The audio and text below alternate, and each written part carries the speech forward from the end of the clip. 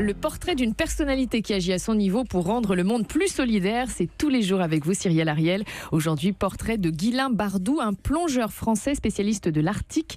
Qu'est-ce qui vous a frappé chez lui ? Eh bien, tout d'abord, deux choses. Tout d'abord, son côté résilient. Aujourd'hui, il est en train de se faire un nom en tant qu'aventurier à 37 ans, car lui-même, plus jeune, Guylain Bardou admirait nos aventuriers. Alors, si je vous parle commandant Cousteau, avec lequel il rêvait d'être sur la Calypso, ou encore Nicolas Hulot, notamment dans ses émissions Ushuaïa Nature, ou encore Jean-Loup Etienne, notre docteur explorateur, et d'ailleurs, il a été son bras droit. Et en même temps, avant de rêver, Guylain Bardou a dû surmonter un handicap dont il parle très peu, c'est-à-dire une jambe gauche avec une tumeur bénigne qui a commencé vers l'âge de 8 ans. À 20 ans, il s'est fait opérer 3 fois. Aujourd'hui, c'était une expérience qu'il a vécue comme une renaissance. Et après, il a pu s'adonner à ses passions, comme passer son monitorat de plongée sous-marine. C'était la première raison. Et la deuxième ? Et bien justement, la deuxième, c'est tous les projets qui ont découlé.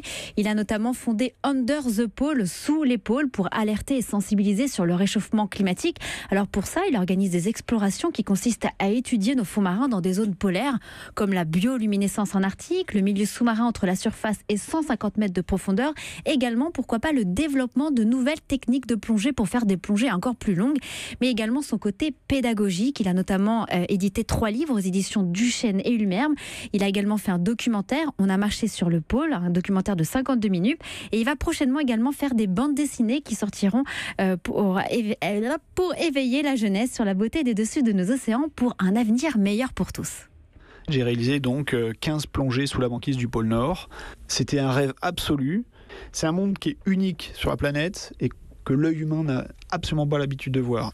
Et en rentrant, je me suis dit, c'est un monde qui est en train de disparaître très rapidement à cause du réchauffement climatique qui est particulièrement sévère en Arctique. Il faut absolument monter un projet d'exploration centré sur la plongée sous-marine sous la banquise, sur le toit du monde, au pôle Nord, pour aller capter ce monde en voie de disparition dans sa diversité avant qu'il soit trop tard. Et alors, comment fonctionne son projet Under the Pole ? Eh bien, notamment, ces grandes expéditions se font en collaboration avec des scientifiques du CNRS ou encore du Muséum national d'histoire naturelle.